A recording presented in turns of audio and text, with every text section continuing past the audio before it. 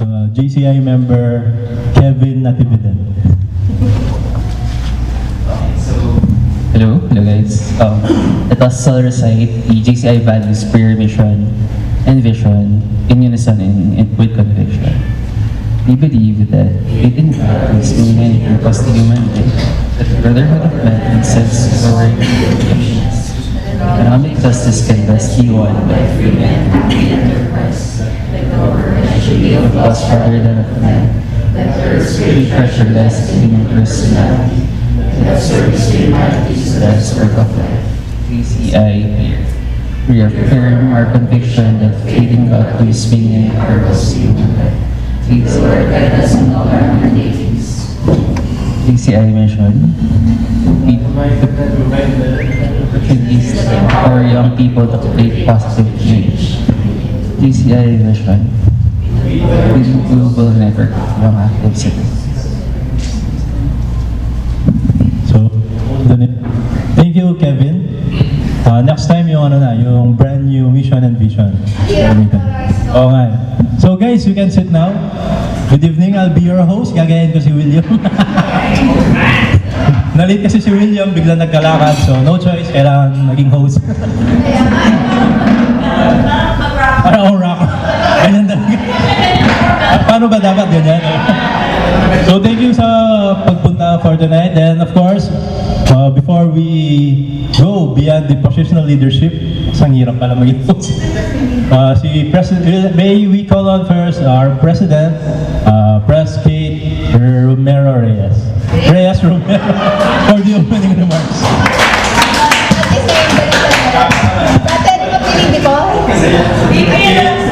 Please nandun, Diana. Meneses yung muna. Meneses.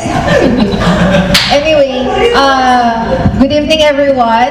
Thank you for continuously supporting our Culiat Talks. This is our 4th episode. Syempre, I would like to thank our speaker, our very own member, and my batchmate from Batch Glee ng 2012, si Brother Gab. Thank you for giving time despite your very, very busy schedule. Alam ko, siningit mo lang kami.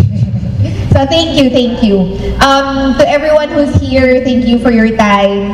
I hope you will pick up something tonight. This is actually a course or a talk na ginawa ng 2023 Board of Directors last November, last year. November, alam ko parang, if not October, November. So this was a talk that we did with Brother Gab also as we prepared for this year's leadership. So I hope you will learn something. I'm pretty sure si Gab will be very open to your questions if meron man kayong mga gustong itanong at the end of the talk. So again, Culiat Talks is a project under the Culiat for Culiat program natin. So if there is anything that you would want as a topic for future Culiat Talks, please do let VP Frankie or anyone from the individual team para magawa natin siya as a Culiat Talk. The Culiat Talk, it is also an initiative, it is also an avenue for our members to practice public speaking. So if there's anything that you want to share, if you want to be a speaker, if you want to share anything about your field or your expertise, Culiat Talks is a good avenue for you to really practice your public speaking.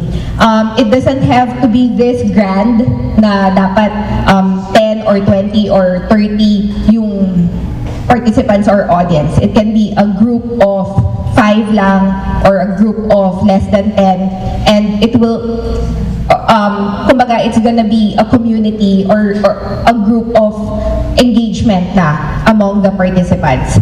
I would just I'll take this opportunity to inform everyone na we do not define the success of a project solely by the number of attendees. It doesn't mean na 30 yung nag-attend, successful siya, compared to attendees na 5 lang. By the number, you'll say na, mas successful to. No. What we are after is the impact. Okay? So, if there is one person na magkakaroon ng impact sa kanya yung project, I'll take that as a win. And we celebrate small wins. Okay? So again, we are past that already, that we define the success of a project solely by the number of attendees. Hindi siya ganon.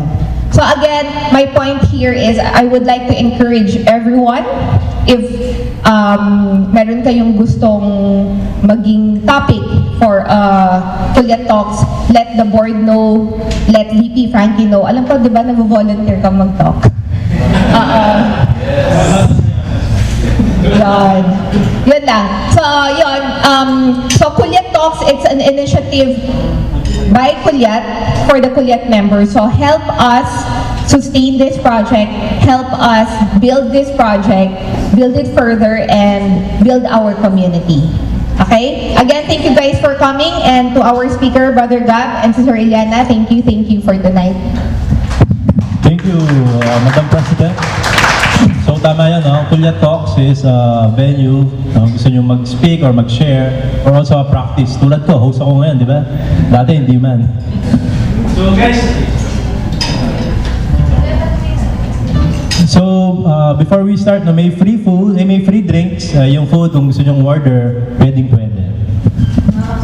Next. So let us now welcome our speaker for tonight's fourth episode of Culiat Talks Beyond Positional Leadership, How to Advance Past the Lowest Form of Leadership. From Batch Glee, a GCI member, Gabriel De Luna. Right. Thank you, bro. Thank you, everyone who came tonight. Thank you, press, for inviting me. And thank you, Brother Frankie, VP Frankie, for setting this up. So, beyond positional leadership. So, before we start, I just want to put out a disclaimer there na sige, hintayin muna natin yung mga ano. Blueberry daw. Blueberry over here. It's okay, it's fine. This is, by the way, I want this to be more conversational.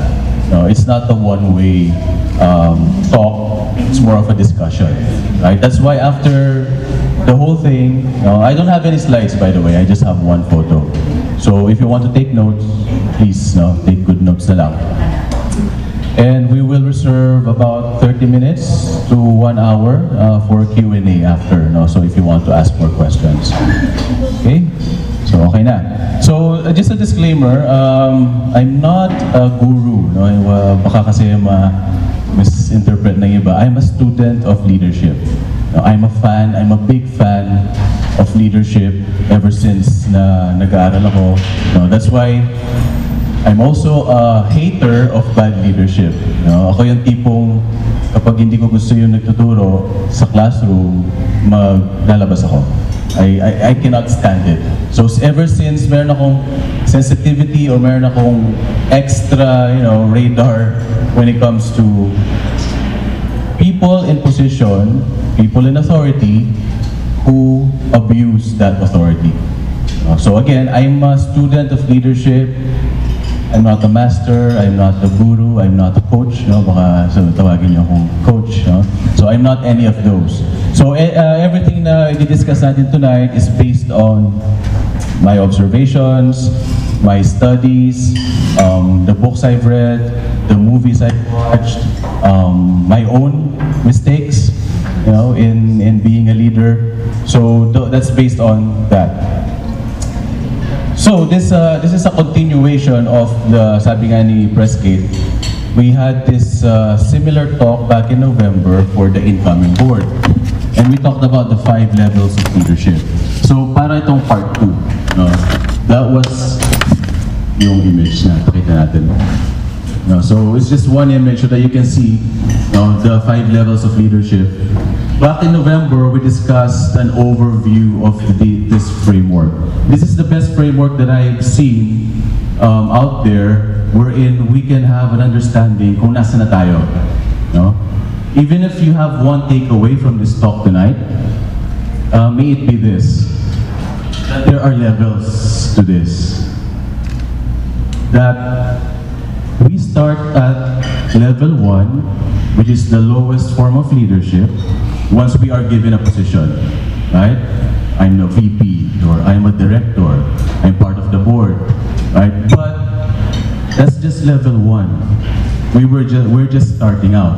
And even if you just recognize, meron palang levels to, hindi pala done, hindi pala tayo tapos na in becoming a better leader. Because guess what? As you climb these levels, the more humble you become. Yes, diba? Because there's a trap. There's a trap in level 1, which we will discuss later. And self-awareness, right? It's one of the greatest skills that a leader can have. So may our self-awareness, collective self-awareness na, okay, hindi pa, this is just a starting point pala. If, familiar naman tayo sa school system natin, level 1, that's just nursery, kindergarten. Ano ba yung lowest? Nursery, then kindergarten, and then you go to elementary, right? So think of this as nasa kindergarten pa lang tayo in our leadership journey. Okay, so even if you only have that one takeaway from tonight, may it be that. Na okay, malayo pa pala yung kailangan kong i-travel for me to call myself a true leader. Okay, so for the past 10 years, I've been studying leadership and made mistakes, improved, making daily incremental improvement. And I'm happy to say na after 10 years, I'm still at level 1. After 10 years, I'm still at level 1. There's a self-assessment that you can take. Merong 10 questions each level. And if you are able to say yes, or mati-check mo yung 8 of those questions, then you can say, okay, done na ako sa level 1, level 2 na ako, or level 3. I took that same assessment earlier today, and I found out that I'm still at level 1 after 10 years of studying leadership. So that's a humble pie. That's very humbling, right? Now, wait a minute, ang dami ko pa palang kailangang akitin when it comes to this art. It's an art. It's a lifelong journey, right? Which is a good thing that you're starting here, right? Because this is a leadership organization. Right? Marami ang mga first-time leaders na nasasapa ka lang bigla, right? Na-promote. You're good at your job, good engineer ka, or good architect, or you're a good accountant. Oh, you're good at what you do? Boom, eto yung team mo, manager ka na. But no one really teaches them how to be a good leader. No one really teaches them how to be a good manager, so they make so many mistakes. So you are in a good organization because this is a leadership training organization, right? For young people. Okay, so position level 1 is the lowest level. Okay, which is also weird to hear kasi ito yung isa sa mga observation ko. I'm not a motivational speaker, by the way, so I just say it as it is. Hindi ako yung boss says go there, a leader says no, come with me. I don't say those memes, yung meme type of leadership advice. This is what I've observed. We are in an organization that glorifies position. Tama ba? We glorify position. I don't know if that's because how the GCI system works, I don't know, or if it's just because of the culture that we have, or is it human nature, na kapag nasa isang organization ka, kahit homeowners association man yan, magkakaroon ng glorification of position, I don't know. Maybe it's just human nature. But we all know that we glorify titles. VP, Press, CEO, ATTY, MD, PhD, whatever that is. Meron tayong cultural obsession of titles, right? But again, like I said kanina, that's just kindergarten stuff. When it comes to true leadership, we're talking about true leadership. When you say leaders, let's define leadership muna, okay? Leadership is influence. If you boil it down to the most essence, it's your ability to influence other people so that you can work together for the benefit of the whole organization. That's the basic definition of a leader. You are able to influence your people, maybe people under you or maybe people beside you, working together for the benefit of the whole organization. That is leadership. Okay? So, kung usapang true leadership talaga, na kusa susunod sa iyo yung mga tao, na hindi mo sila kailangan takutin, hindi mo kailangan i-pull yung rank mo, you know, I'm the CEO, I'm the president, do what I say. That's not leadership, right? If usapang leadership talaga, I started in this journey, siguro konting ano lang, I'm a geek when it comes to leadership because of the books I read or the movies I watch. Whenever I watch, as I see brother Jan, he knows this very well. Band of Brothers. Have you watched Band of Brothers? Do you know Major Dick Winters? Remember him? Siya yung leader ng Easy Company. That is a true leader. He's quiet. He cares for his men. He sacrifices his life for his men. He will not ask his men to do something na hindi siya willing to do himself. So if you watch these movies, if binabasa niyo yung mga tao ito, like sina Winston Churchill, even people like Genghis Khan, or you know, these luminaries, you will see what a true leader means. You know, hindi yung, sorry.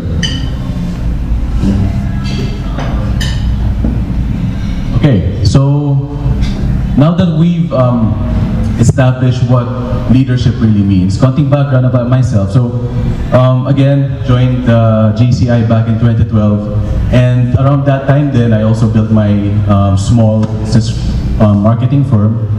So I'm studying, I'm trying to be a leader for the past 10 years.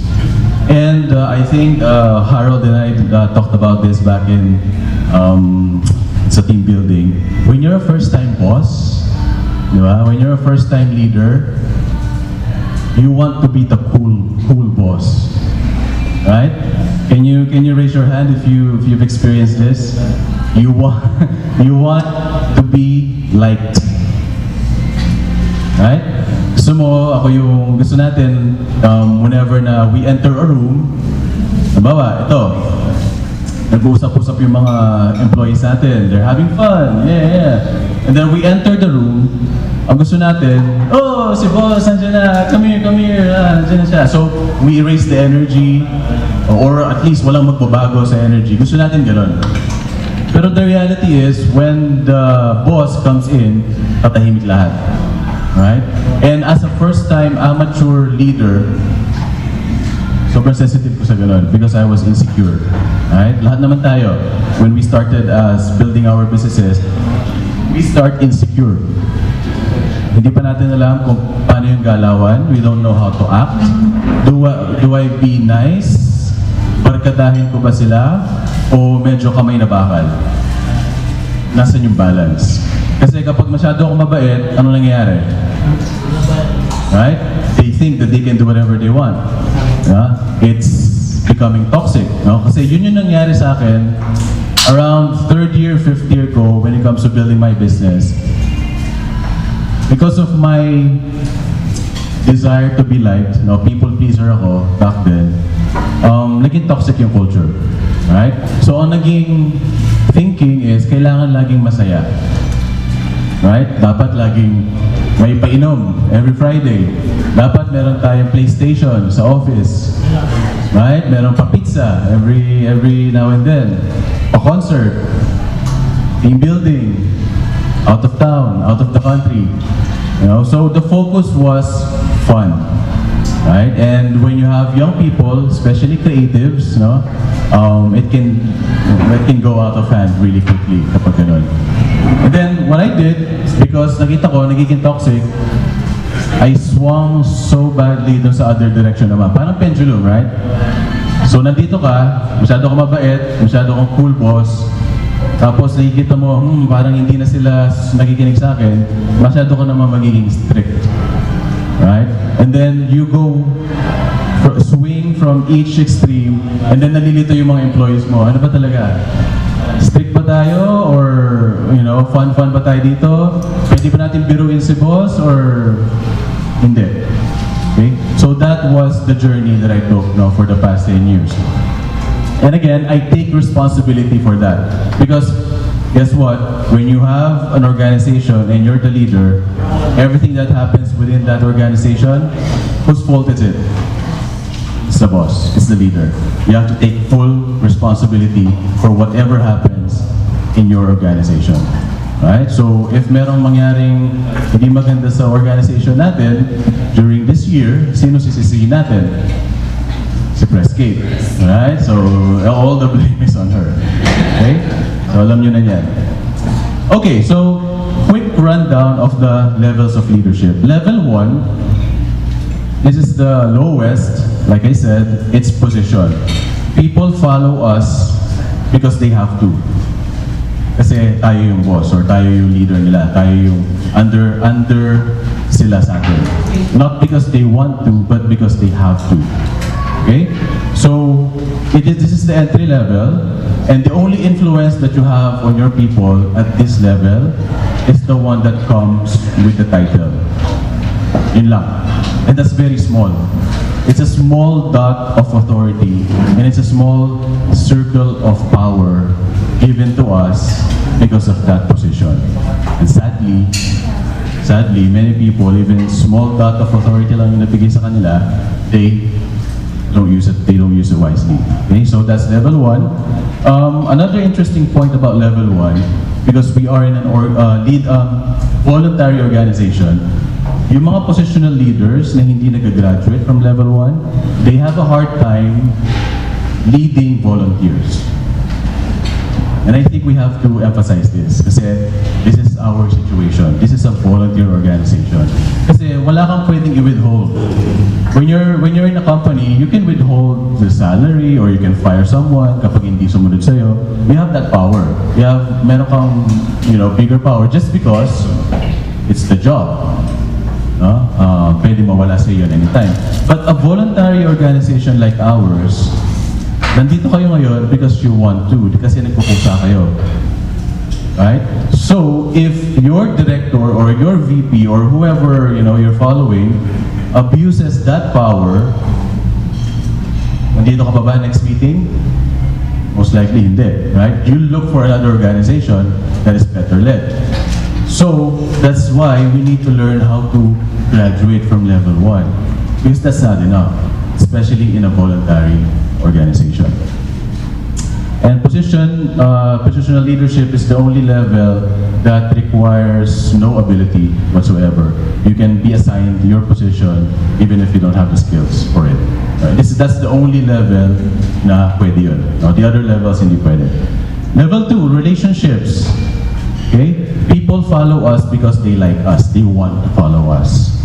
Okay? Dito na pumapasok yung you are a human being. You like people. You have people skills. You learn about each individual under your care, and then you build relationships with them. That's level 2. Sadly, again, people skills hindi ganun kadali. It's very complicated dealing with people. Maybe that's why many don't graduate to that. Because that in and of itself, being good with people, ibang hirap. And there are some leaders who don't even like people. Right? Paano pa sila naging leader kung ayaw naman nila makipag-interact? They don't even know the names of the people under them. They don't know their families. Ano yung pinagdadaanan nila ngayon. You cannot graduate from level 1 if you don't know that. Okay? Level 2 or level 3 is excellence. I changed some of the names, by the way, because I think these names are better suited dun sa kung ano yung level na yun. Okay, level 3 is excellence. Now, people start following you because they like you, plus because you are good at what you do. You're competent. You produce results. Okay? They like you here kasi you're good with people, they build relationships with you. But here is where admiration starts. They start to admire you. Nabibilib na sila sa'yo. Bakit? Kasi you're producing results. You're competent, you're smart, you're productive, you're disciplined, you know how to execute, and then you deliver the results. That's level 3. Okay? Level 4 is empowerment. Empowerment means you create other leaders na, you duplicate yourself. Okay, so ganun lang siya. So people follow you because of what you did for them. They are very thankful na, okay, oh, I have this really good leader, natuto ako sa kanya, now I'm inspired to become a leader like her or like him. That's level 4. When you start empowering people under you, and then teamwork goes up at a high level, profits go up if you're in a company, turnover goes down, morale is boosted. That's when really good things happen to sa level 3 na yun. Alright? And then, where am I? Level 4. I think I said level 3. And then level 5, this is really where, parang konti lang yung nakaka-achieve na level 5. Anyone here in this room, through hard work, effort, sheer determination, we can advance from level 1 to level 4. Anyone here. But level 5, that's where you need special talent or special, that's X factor, what they call, charisma, so medyo ibang level na yun. So let's talk about that later. Another reason why I chose this illustration is inverted pyramid. Kasi if you search on Google, you'll see this, usually it's a pyramid. So I flipped it because I want it shown how much influence you have at each level. So this little tip right there, that's how much influence you have when you're at level 1. Yun lang talaga. And then it grows, and it grows, and it grows as you progress. And like I said, as you move up the ladder or the levels of leadership, you become more humble as a person. Who said that? The more you know what you don't know. Some Greek philosopher who said that. The more you learn about something, a skill, halimbawa, leadership, you learn one principle tonight. And then you unpack that, you find out na meron pa palang 10 layers of principles that you need to master before you master that. And then you look at those 10 layers of principles, there are 10 additional layers of principles that you need to master for you to. So I hope you don't get discouraged, even though this is a lifelong pursuit. I hope it doesn't overwhelm you. I hope it excites you. Na starting point pa lang tayo, and there's still a long ways to go. Like I said kanina, I took the self-assessment this morning, and I found out na meron naman akong check, di ba, there are 10 questions each level. Meron naman akong like 5 checks here, 6 checks here, even a couple here. Pero if you don't have 8 out of 10 kasi for each level, that's not considered something na, okay ka na dun sa level na yun. Right? And over the years, minsan, nagagawa ko siya, minsan hindi. So, the key here is consistency. My point is, tansya ko, if I continue learning, if I continue growing, it will take me another 5 to 10 years to become a level 3 leader. That long. And I've been doing this for 10 years now. And maybe another 15 to 20 years to get to level 4. If I continue, if I don't stop learning. So again, we're just starting. Okay? Ito pa lang yung start ng journey ninyo sa leadership. And I hope that doesn't overwhelm you. I hope that really excites you. Okay? Malayo pa yung i-climb natin. Okay, so tonight, I want to focus on this part. Okay? Kasi we focus here kasi most of us are here. Even me, myself, is still here after 10 years. So how do we move up? What do we do at level 1? So let's talk first about... Wait lang, kinakausap ako ni Sir. Okay. So what are the upsides naman? So hindi naman puro negative ang nangyayari dito sa level 1. Even though we're saying na many people get stuck, no, dun sa level 1. There are upsides of having a position, no, having a title. There are tips. Number 1, we're given a leadership position because someone gave you that position right now that you have. That means someone of authority knows that you deserve it. They saw something in you. Uy, may potential to ah. Uy, pwede to sa VP ganito. Uy, pwede to sa business. Uy, pwede to sa international. Because they saw something inside you, in your character, in your personality that may potential yung tao yun. But again, it's just potential. It's just potential. It's authority, it's a little dot of authority that's given to us. So please use it wisely. Please be careful of that little dot of power given to us, because if you don't, mawawala lang siya. It's gonna be parang hamster in a wheel. No, you get stuck year after year. You're wondering, bakit hindi ako sinusundan ng mga tao? Bakit kapag nagbigay ako ng task, parang makikita mo sa mukha nila, parang hindi sila masaya. Walang excitement, the morale is low. No? So we have to be careful of that authority given to us by that someone, no, na nagbigay sa atin.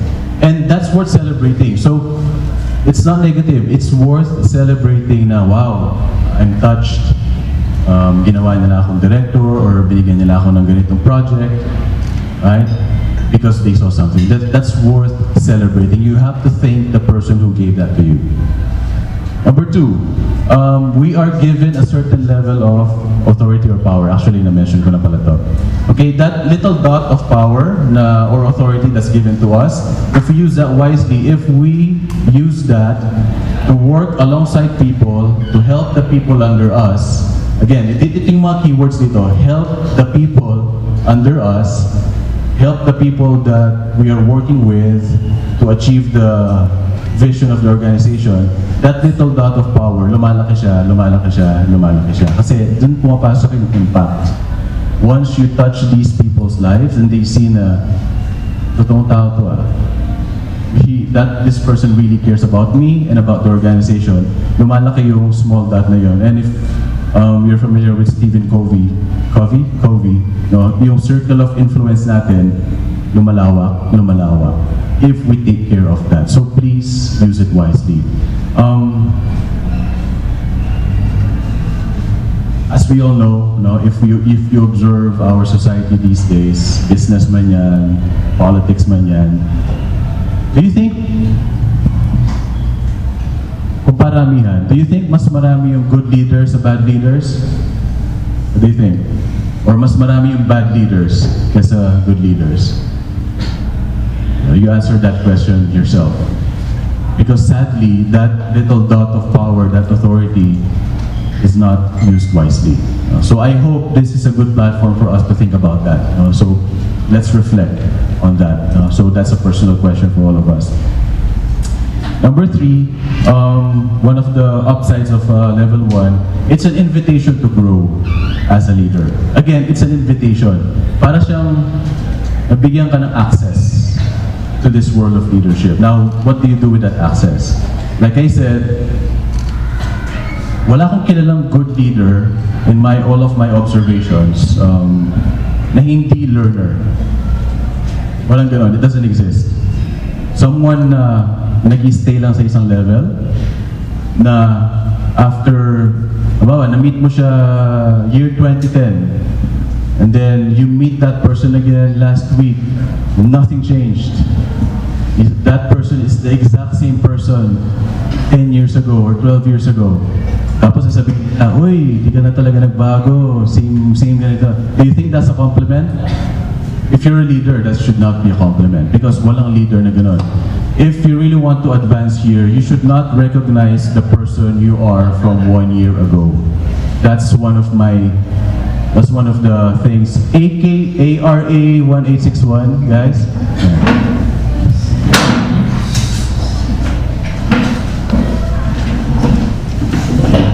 Okay, so, number 4. This is the 4th upside of being at level 1. You can define your own style. So, merong fundamentals of leadership, meron fundamental principles. Ito mga pinag-uusapan natin. This is a good framework. But if okay ka na dito, I mean, inaaral mo na siya, ina-apply mo na siya, pinapractice mo na siya, you can have your own style pa din. There is no one right way of doing leadership. Are you an extrovert? You love to socialize? You love to go out? You know, you love to talk? Okay lang, okay din yun. There's a certain style of leadership that fits with that kind of personality. Are you an introvert? Quiet? Aloof? No, you'd rather listen, you'd rather observe, you'd rather stay at home most of the time to recharge. Pwede rin yun, right? There are all kinds of styles of leadership. Let's not think na isang style lang, and my style is hindi pwede just because of that. No. Okay, so we all have our own tendencies. So if you're given a position right now, this is a good time to do some soul searching. Who am I? What are my values? Anong klaseng personality meron ako? What are my strengths and weaknesses? What kind of organization do I want to build? So that should happen here at the beginning. You can still, do some self-reflection along the way, of course. But what I'm saying is, okay lang, kahit iba-iba tayo ng style. Iba yung style ni Prescott sa style ko. Iba yung style ni Jella, for sure, sa style ko. Iba yung style ni Harold, iba yung style ni JC, ni Frankie. Iba-iba tayo ng style of leadership, and that's okay as long as we are strong fundamentally. Dito sa mga principles na pinag-usapan natin. Okay, so those are the 4 upsides of being at level 1. So number 1, they saw potential in us, and yay, that's worth celebrating. Number 2, we are given a certain level of authority. Meron tayong little influence because of level 1. Number 3, it's an invitation to grow. If you love to learn, there's no other vehicle for self-improvement, for personal development that's better than leadership. Kasi mapo-force ka. Walang excuses. If you want to be a good leader, you have to develop yourself first. There's no way around it. Number 4, we can define our own style of leadership. Okay, so those are the 4 positives at level 1. Now, for the fun part, what are the downsides of positional leadership? Okay, again, I'm not a motivational speaker. I just say how it is, how I observe it. And like I said kanina, I'm a big fan of good leadership, of great leadership even. And these days, mas chill na ako when it comes to bad leadership. Dati, it makes my blood boil. Pag may nakikita akong abuse, if I see someone, small organization man yan, or national level, if I see someone who's abusing their power, who's abusing their authority, their privilege as a leader, I mean, diba? But these days, I'm more chill, I'm more annoyed, right? And, I don't know, because leadership affects all of us kasi. That's why I'm really annoyed when I see bad leadership. Ang laki kasi kapag nabigyan ka ng title, nabigyan ka ng position, and you squander that, ilan yung maapektuhan? If that's at the national level, ilang millions tayo, right? If you're in a company that you know is badly led, ilang thousands ang affected. That's why it's so annoying to me when I see someone ang insecure naman ng president na to. Right? Masyadong trying hard yung CEO namin. It's palpable. You can feel it, di ba? Kapag insecure yung leader. That's why, I've developed this PS radar when it comes to bad leaders. Okay, number 1. What's the first downside of having that positional leadership level 1? It's misleading. Number 1, it's misleading. Nakaka-trap siya. Kasi inisip natin, I'm done. I've arrived. Right? Yung thinking na, I'm good. Nabigyan na ako ng position, I don't have to grow anymore. I don't have to make an effort. I don't have to learn. I don't have to learn people's names. I don't have to learn people's skills. I don't have to listen, really. No? Ba't ako maikinig sa tao yan? Ako yung VP niya. That's very dangerous. And that's where most people get trapped. And we wonder sometimes, bakit hindi ako pinapakinggan? Bakit hindi sinusunod yung mga task? Bakit di sila gumagalaw? Para tayong school project group team na isa lang yung gumagalaw, yung leader lang. Diba? We've all been there.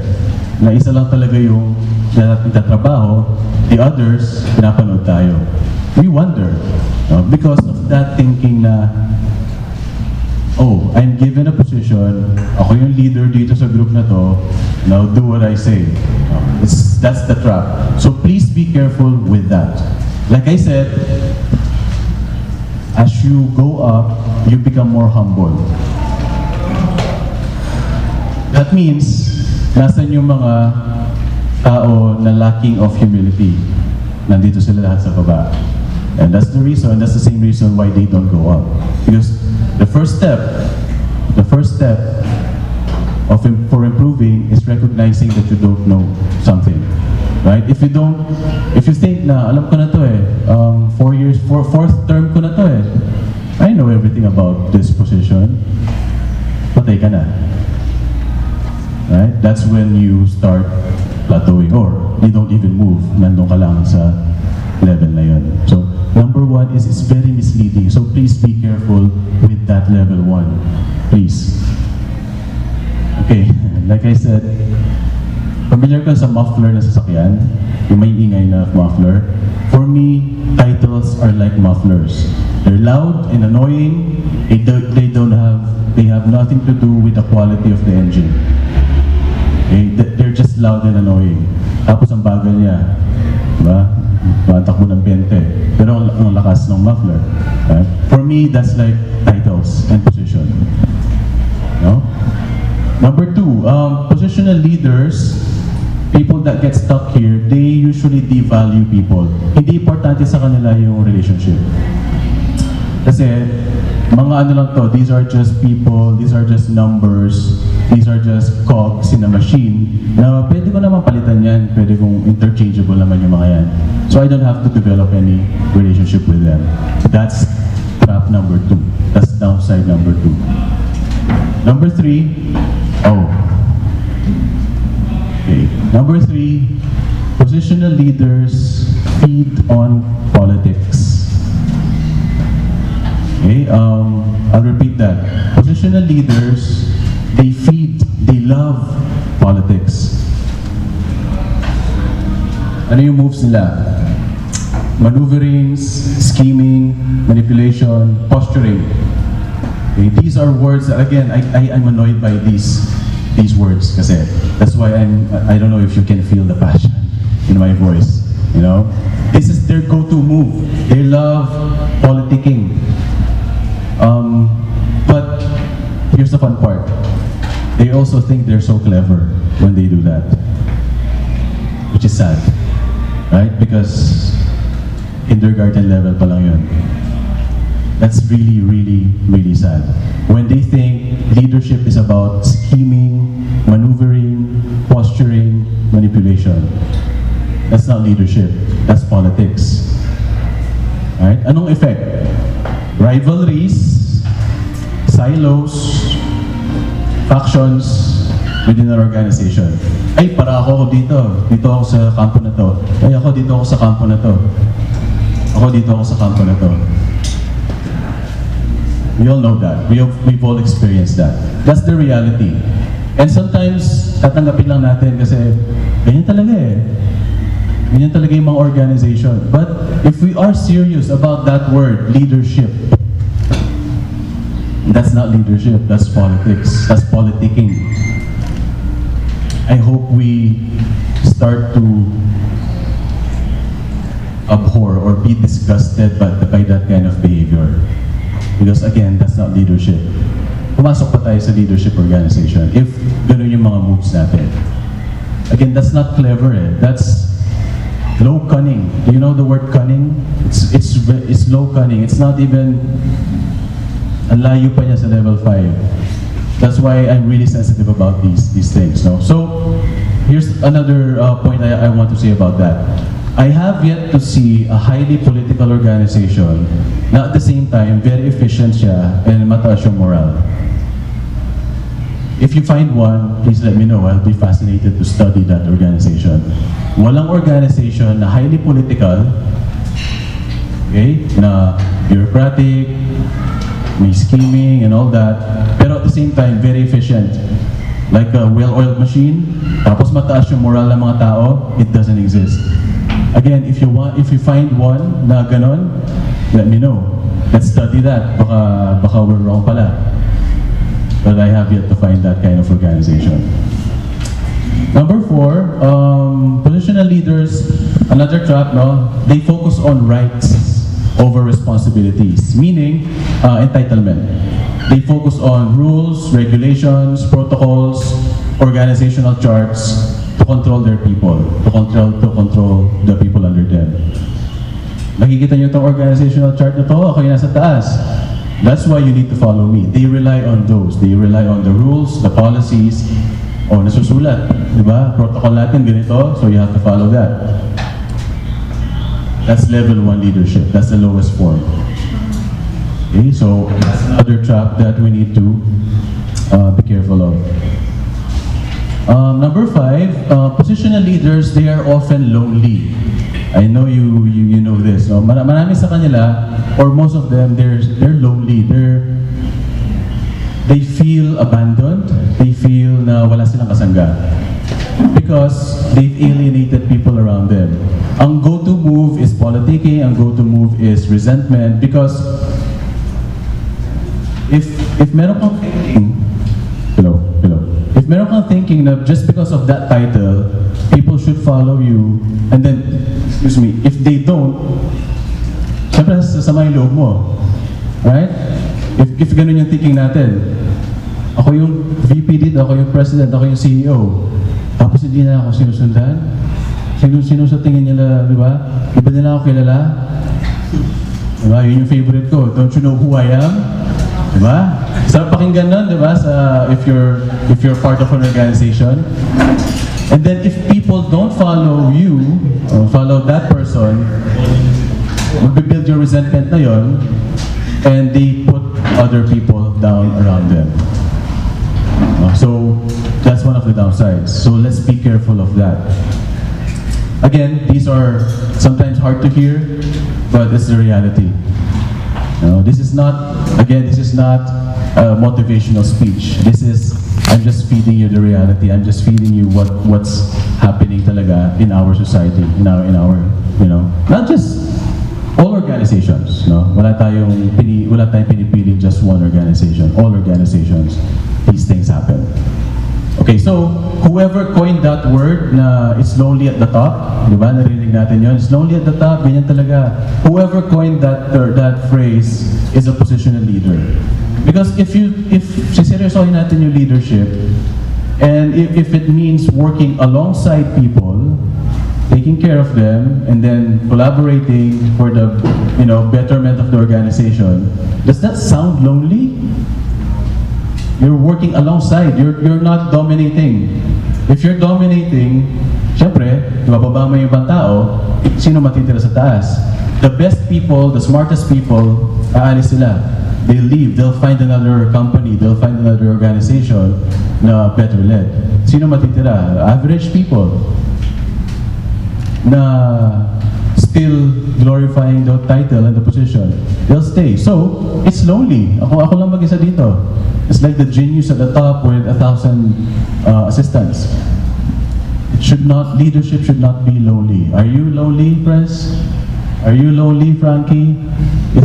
Is anyone here lonely? No, because we are working alongside each other. We are building relationships. Okay? Number 6, leaders who remain positional, sadly, they get branded and stranded. No? If, halimbawa, years na, wala pa din.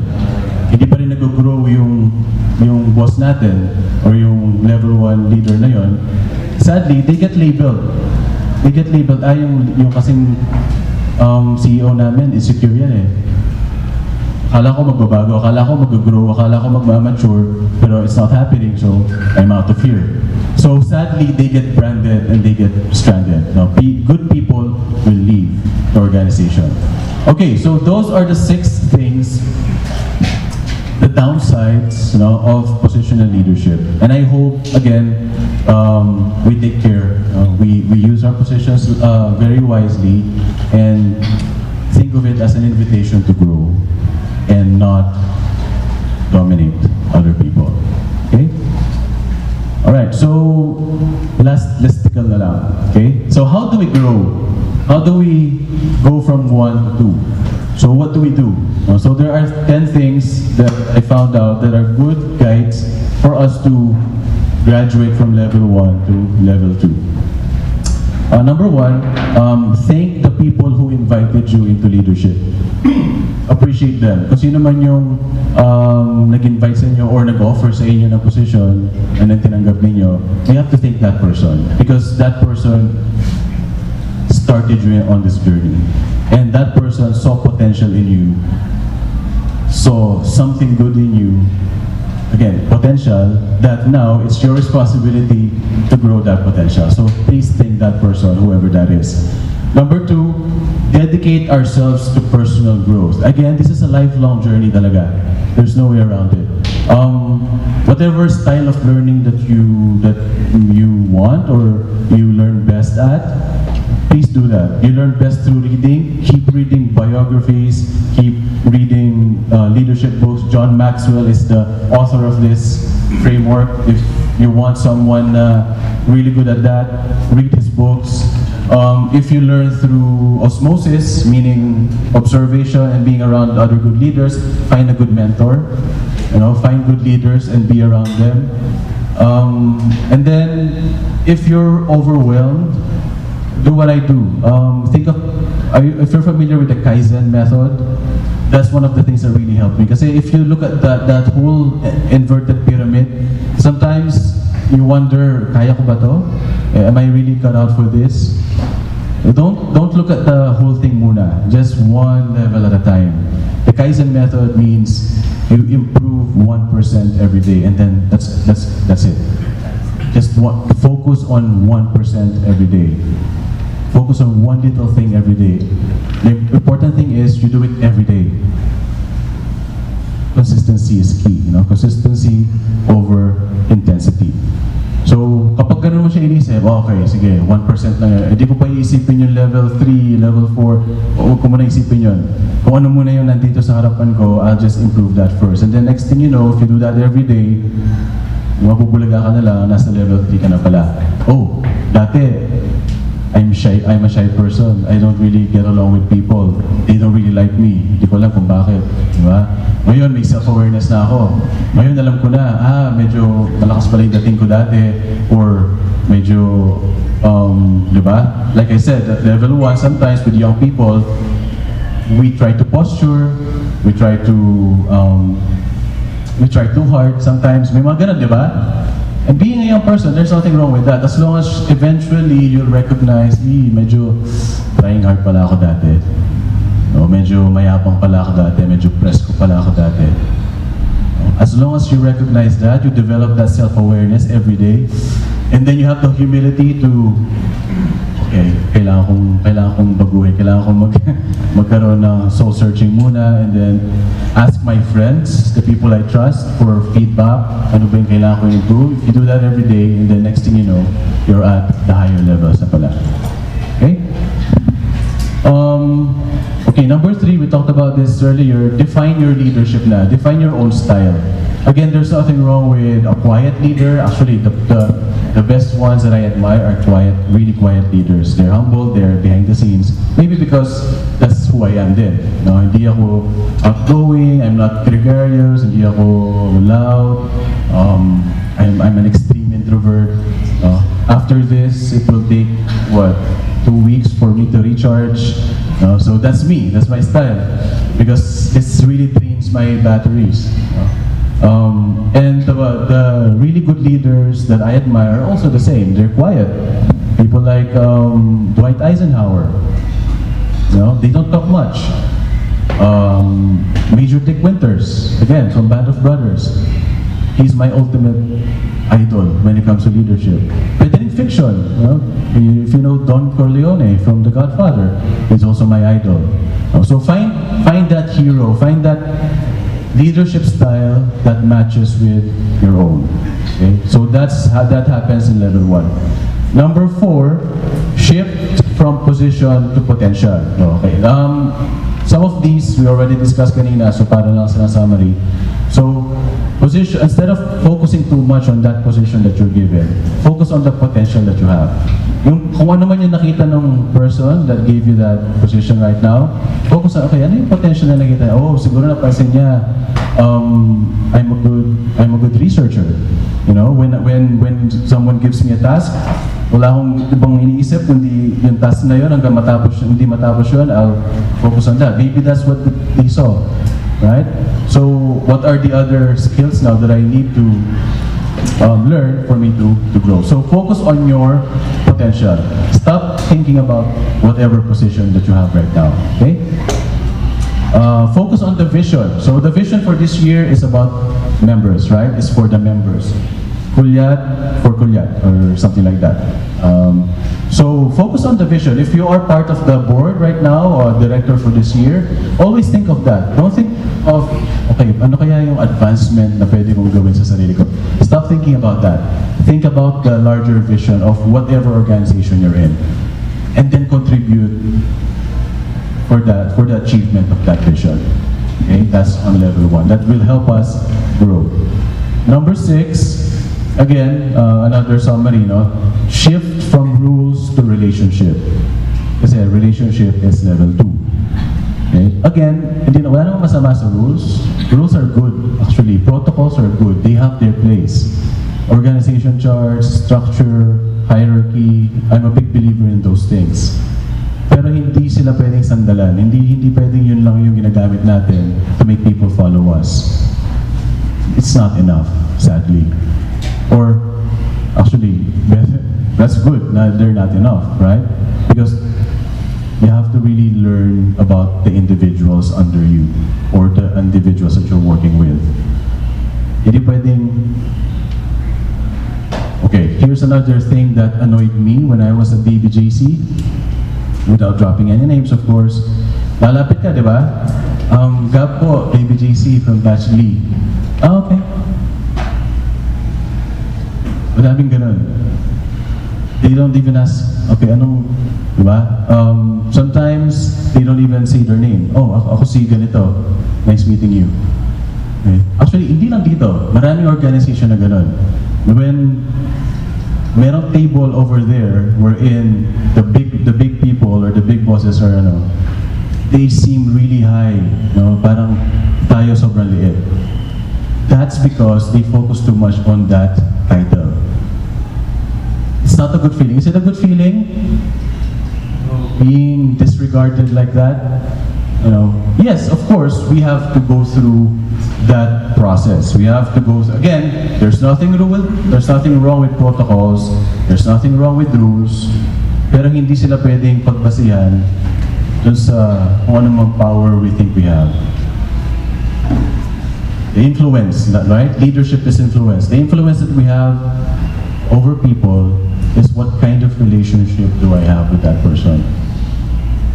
So shift your focus from this, rules, position, titles, protocols, to this, relationships. Relationships. Be good with, if you have, next year, you have aspirations to, have more positions or have a higher level of leadership within our organization, start approaching people. Start getting to know them.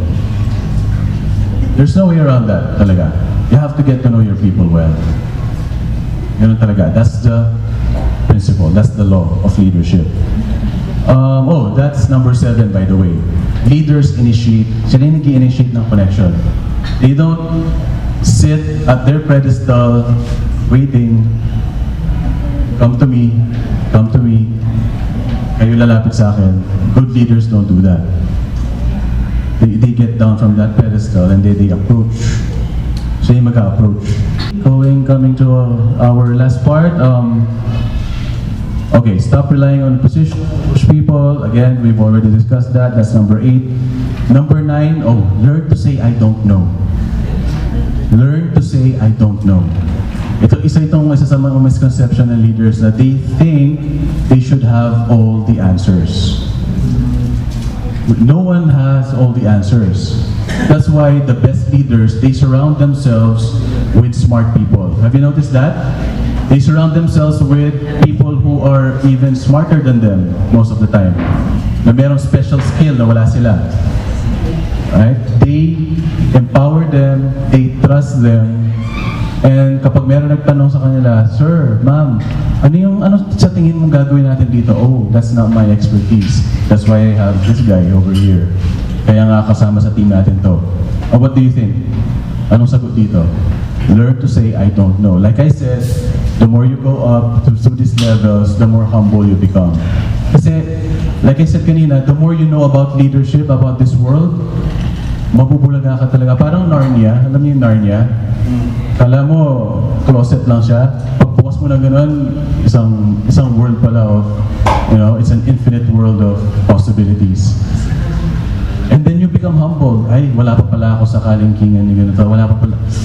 Kaya, ang presko ko pa naman nung kakastart ko lang. Akala ko, I know it all. So learn to say, I don't know. If you don't know something, say, hindi ko pa napag-aralan yan eh. Let's ask, mas alam niya to. That's humility. Let's ask Chris. Yes. Okay, and lastly, number 10, how to go up the ladder of the levels of leadership. Find a good mentor. Find a leadership mentor. Kasi most people, they have a hard time learning this without a good mentor.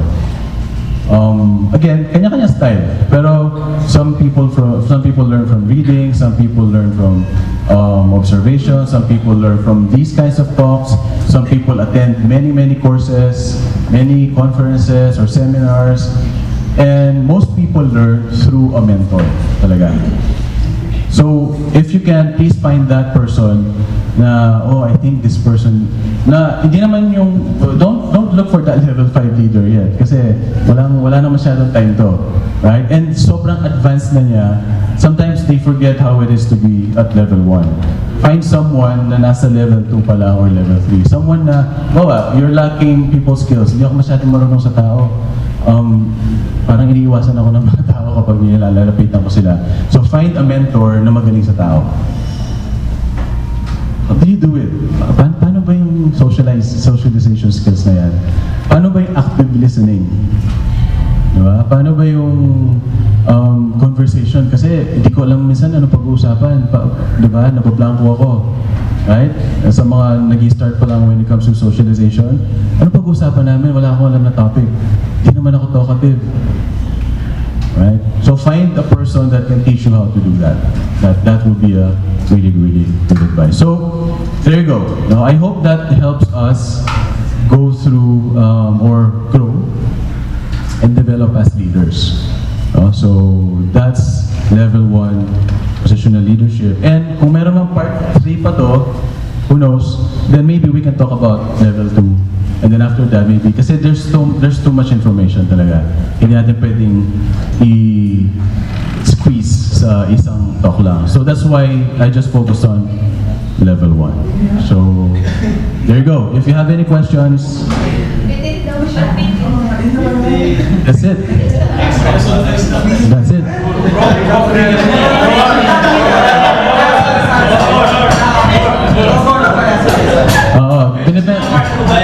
Magbebenta lang ako ng ticket sa next. Ganun siya. Clickbait. Pero again, you can ask questions. Maybe, I hope I can answer them. If I don't, I'll tell you I don't know. So, questions? So we started with position and relationships and so on and so forth. So does that mean you have to perfect yung first position before you move forward to the next parts of the leadership? Not really, not really. Like I said, if by the way, if you want to take the self-assessment, let me know. I'll send it. Send po. Send namin. Send namin. So the way we know. So the way it works, kasi meron 10 questions each level, and if you're able to answer, ano ba?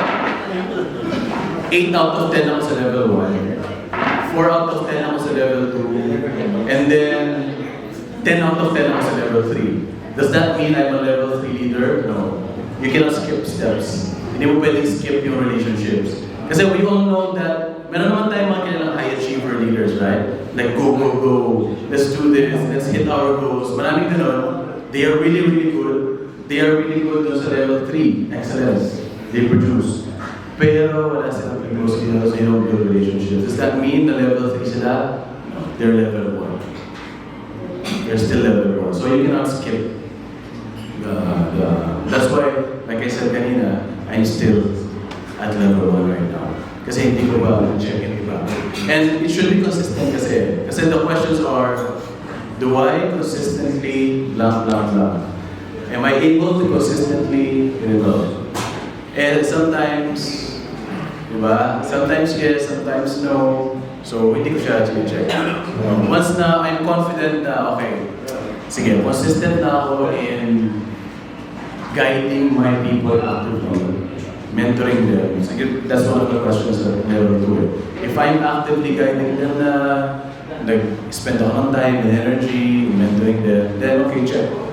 Pero if not, sometimes I'm there, sometimes I'm not. Pag na-busy, we have to be honest with ourselves. So that's how it works.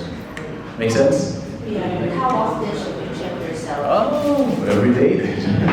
It's up to you. It's up to you. It's like Myers-Briggs. Are you familiar with Myers-Briggs? It changes, diba, as you grow. So, I don't know, twice a year or every quarter. It's up to you. There's no one right answer. Thank you, Jella. Ang prim and proper on sa question mo. Hindi ako sanay. Hindi ako sanay.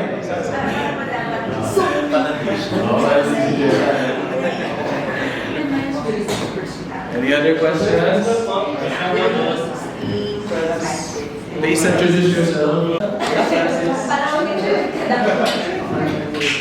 Does that mean na without consistency, you go down a level? Kunyari, level 3 na.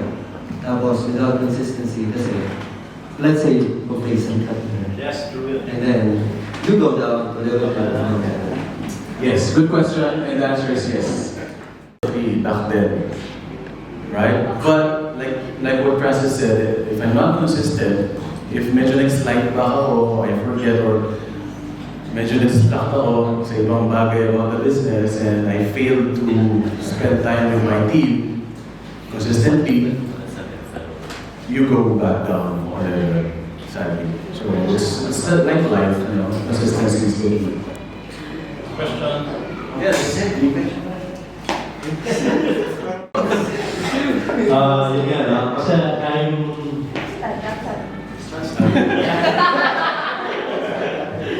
My question is, how to do it? Kasi pag nakikita ko yan, it's about individual person. Kasi, bawa, sa isang tao, level 3 ka.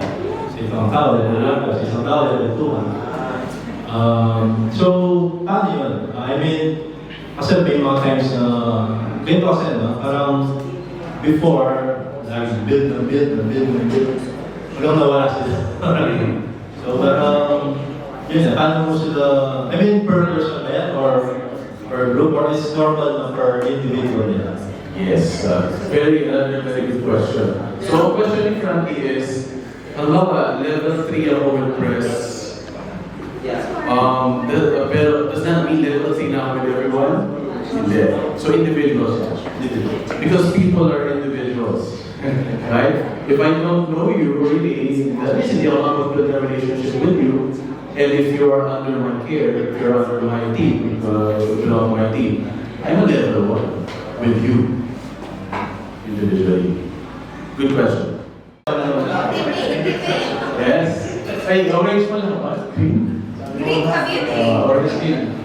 Yes, bro. Curious na ako. Mukha may copy ng recording. Why? So, tanungin natin yung direct. Hindi lang.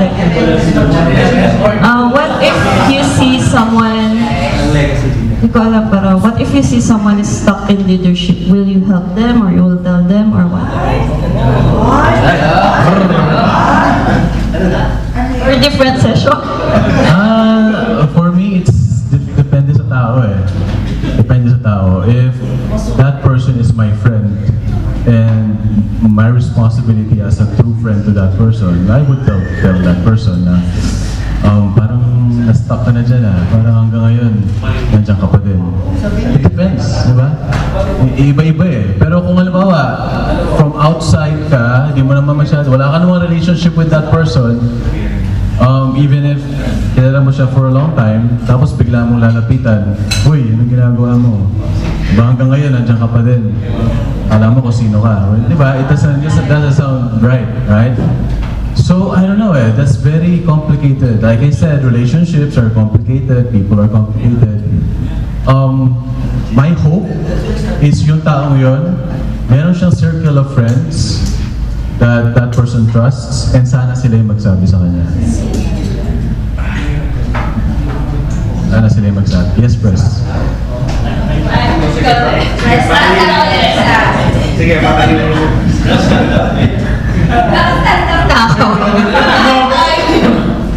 Okay, sabi mo kanina, Brother Gab, that you are introvert.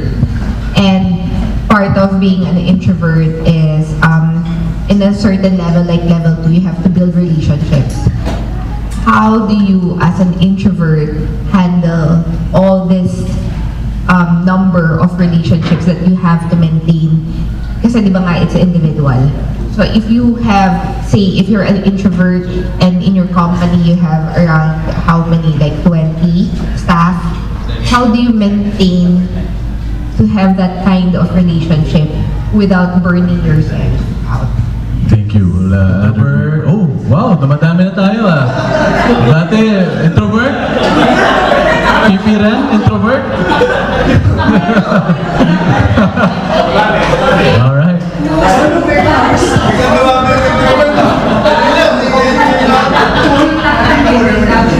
Guess what? Yung mga introvert, tayo na yung cool kids. Dati yung mga loud, yung mga cool kids, di ba? Back in school. Good question. So, relationships, it doesn't mean that you have to be best friends with everyone. That's my principle. I say this to my direct reports. Kasi there are different kinds of relationships. There are relationships na nag-usap kayo everyday, right? Talagang nasa phone kayo for hours, talagang kwentuhan lang. May mga relationship talaga na wala kang nami-miss na birthday, wala kang nami-miss na kahit anong okasyon. You're always there, you're always giving each other gifts. Again, that's one style. Kasi it doesn't mean na hindi ako nagbibigay ng maraming gifts, or sometimes I forget people's birthdays, or I don't really consistently talk to my people all the time, na para kaming besties, para kaming BFF. Does that mean na wala akong relationship with them? No. Right? So again, that's my style is, I build relationships, yes, but I don't have to be their best friend. Meaning, dun sa amount of time, quality time, that I spend with my people, I build those relationships na. Even if it's just once a week, once a month. Kasi it's the track record. Ang pinangahawakan ko is yung track record ko with them.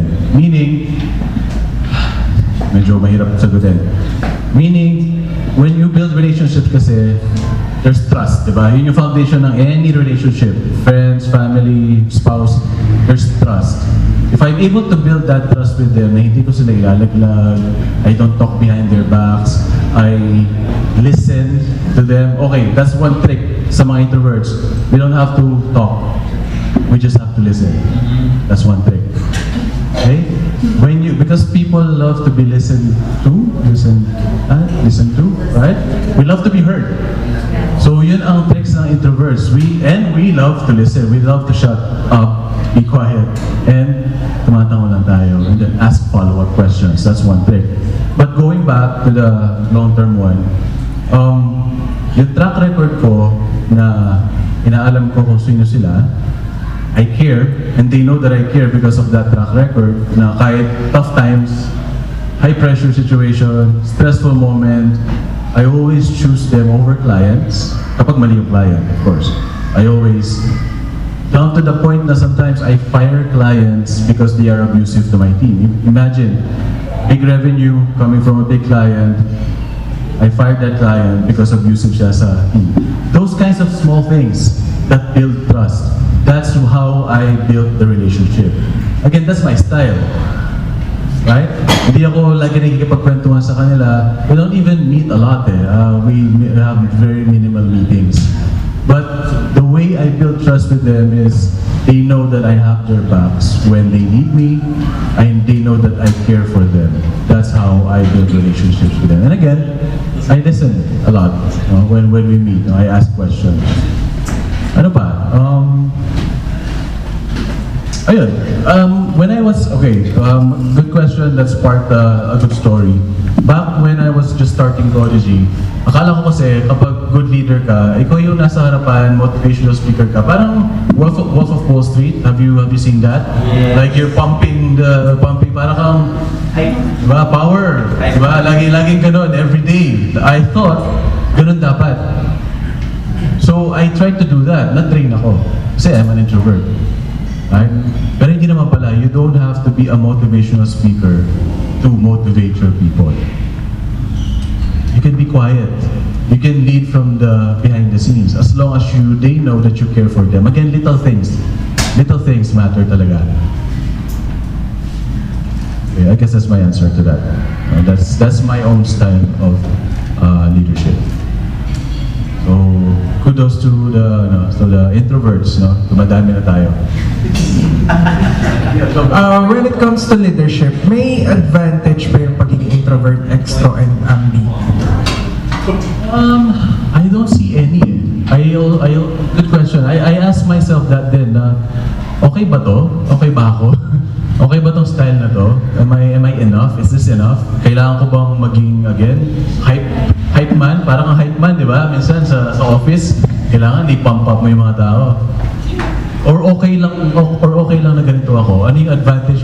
Of course, Kelvin, merong mga trade-offs. Meron kang mga i-give up.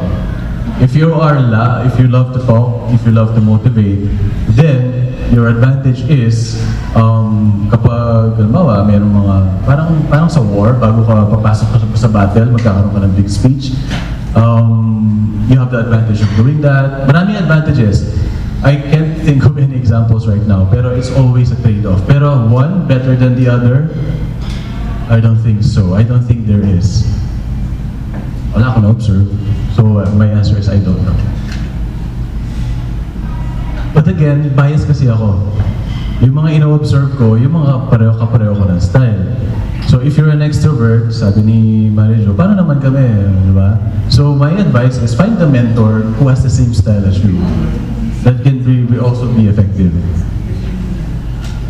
Maybe the next speaker sa talk, find an extrovert naman so we can hear the other side.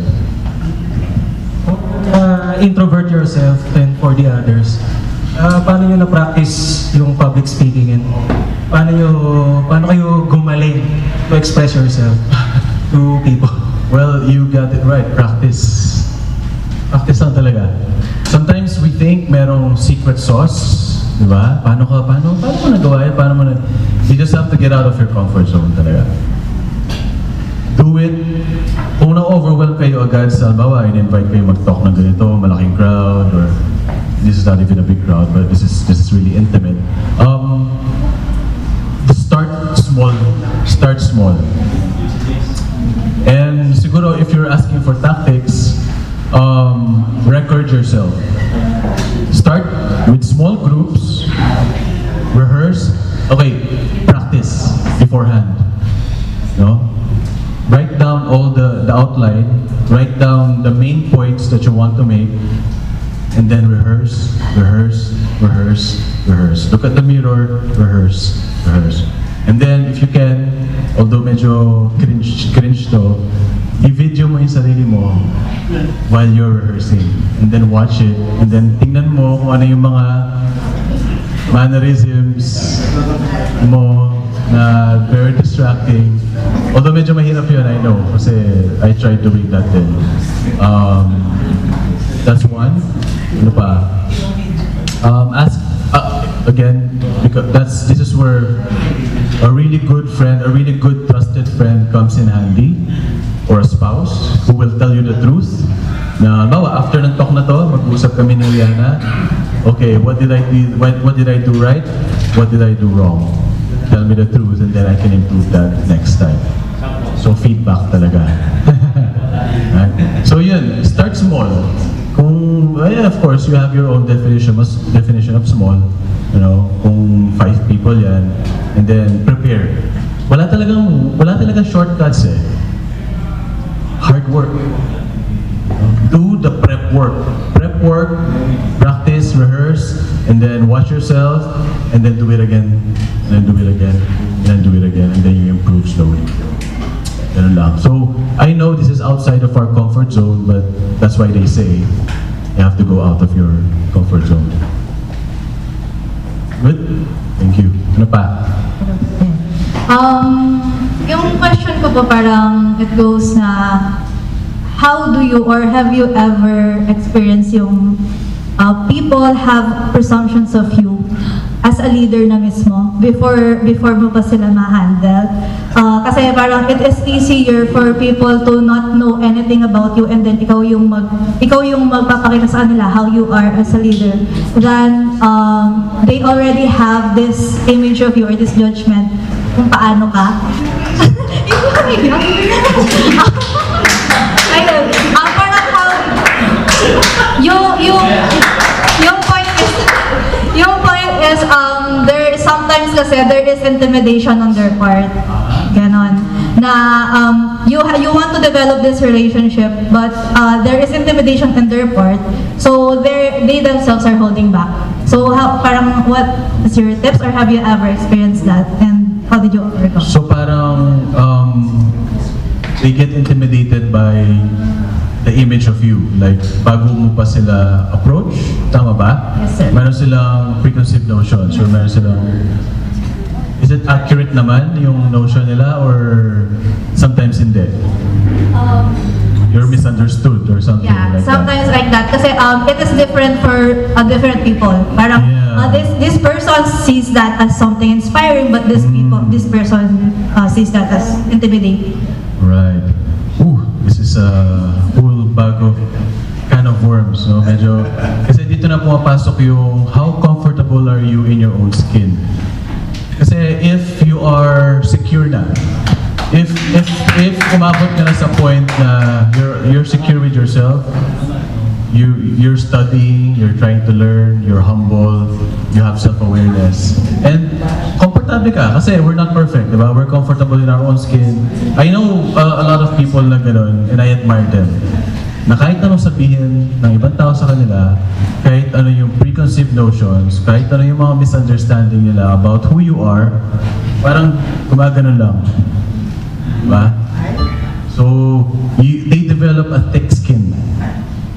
Hindi kapal na mukha, that's negative. A thick skin meaning, I've been through a lot. I've been through adversity. I've been through a lot of hardships in my life. And wala nang masyadong effect sa akin itong mga preconceived notions sa mga tao about me. I enter a room knowing na not all the people in that room like me. And I'm okay. So I guess my advice is you have to be okay with something like that. Kasi never mo mapa-perfect yun. Actually, the higher you go then, through the levels, the more people will hate you.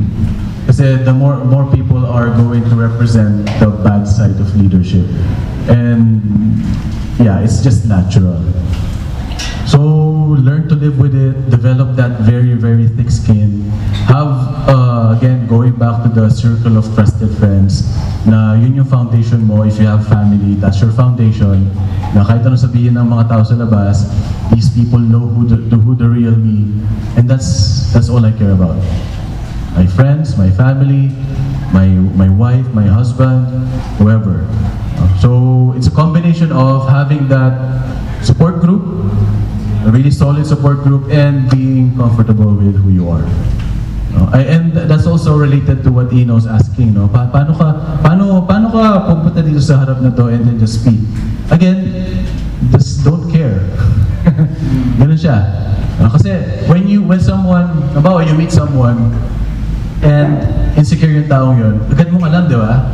Like instantly, mafe-feel mo yung insecurity niya na hindi siya confident, trying too hard, hindi siya komportable sa pagsasalita niya, tense siya, medyo nagpo-posture siya kasi yun yung way of overcompensating for whatever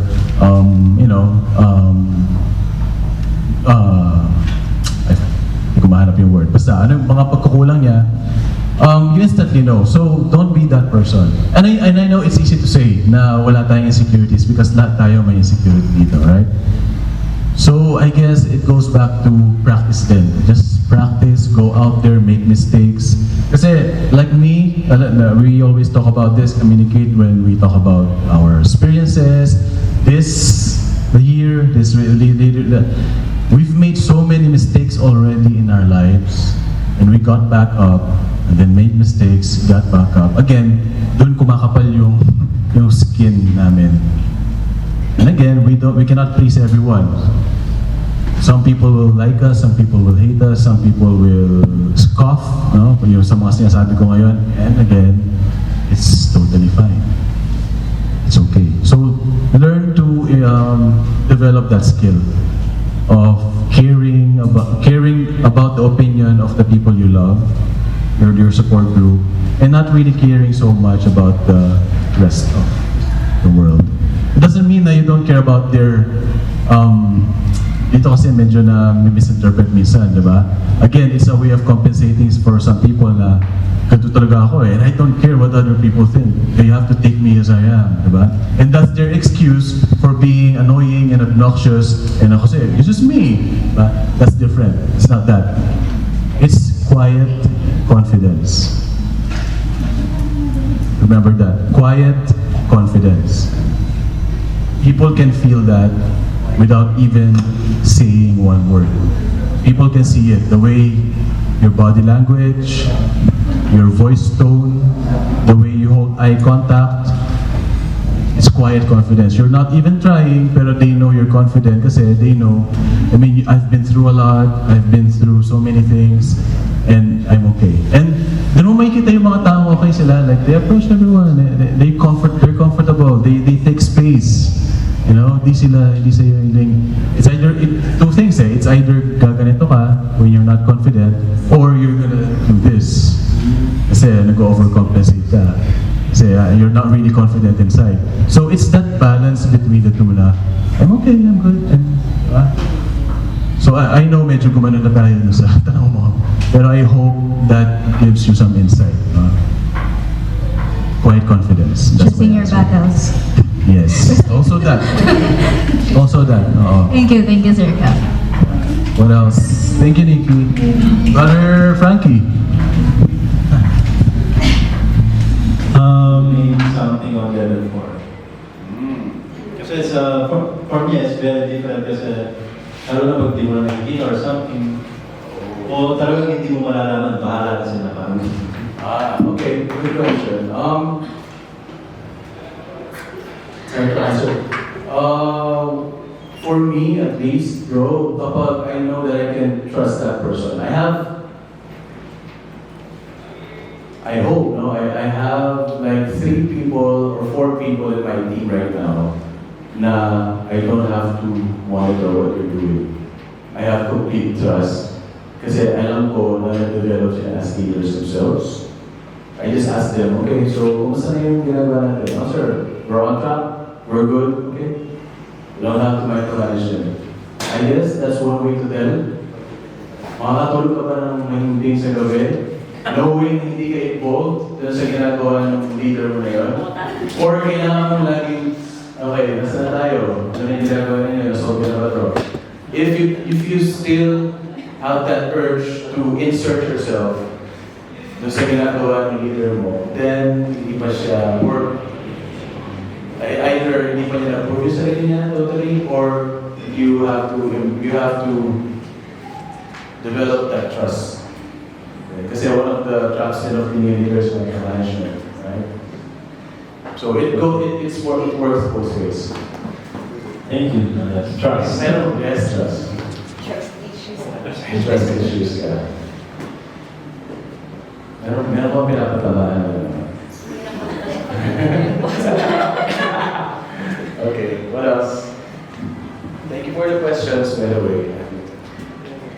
Ang kapimate, no? Ibig sabihin, wala kayong relationship. Mainunin mo. So, on this level, this time we would like to ask again our speaker, Brother Gabriel De Luna, for the awarding of a certificate of appreciation.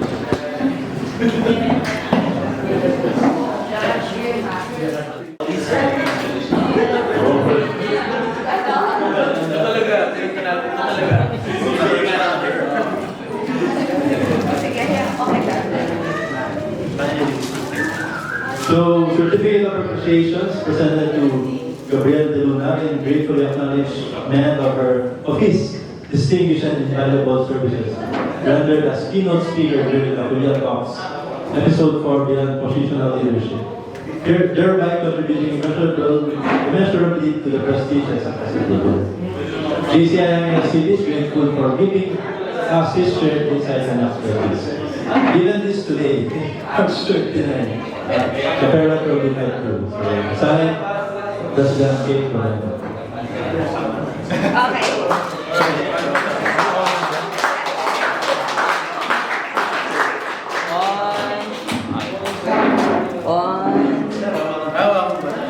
Pwedeng move back ko na ko. Wala naman. One, two. Sakay mo na po.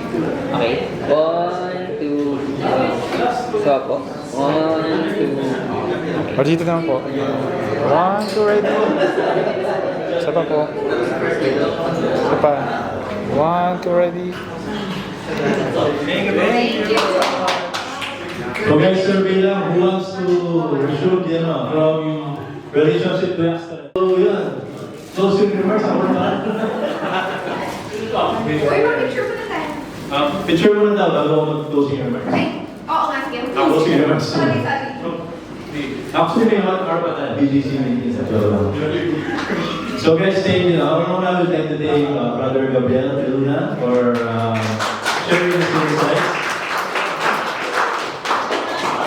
Actually, yung levels of leadership is a very interesting topic. May book yan, sabi yan, Brother Maxwell, John Maxwell. A very good book. Actually, nabasa ko pero yung copy lang. So again, thank you guys for coming. Hopefully, una-una, very thankful ako kasi ang dami mo mag-attend. No? I mean, we're more than 30 actually. So thank you very much. And sana next Culiat Talks, ganyan din tayo kadami mo. So again, thank you and ingat kayo sa So fellowship lang, ganyan. Picture na guys, kakasama.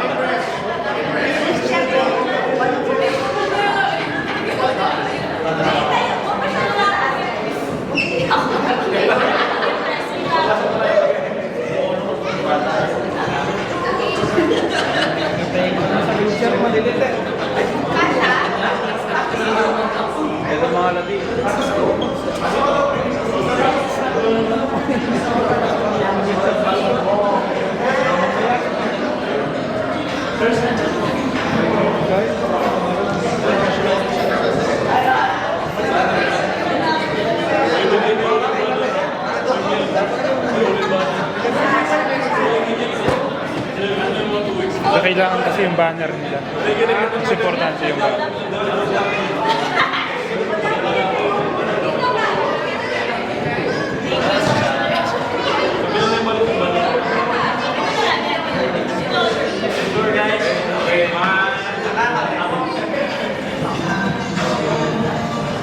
One, two, three. Sama po. One, two, three. Sama po. One, two, three. Sige po, isa pa po. One, two, three. Okay, dito naman po. Okay, one, two, ready.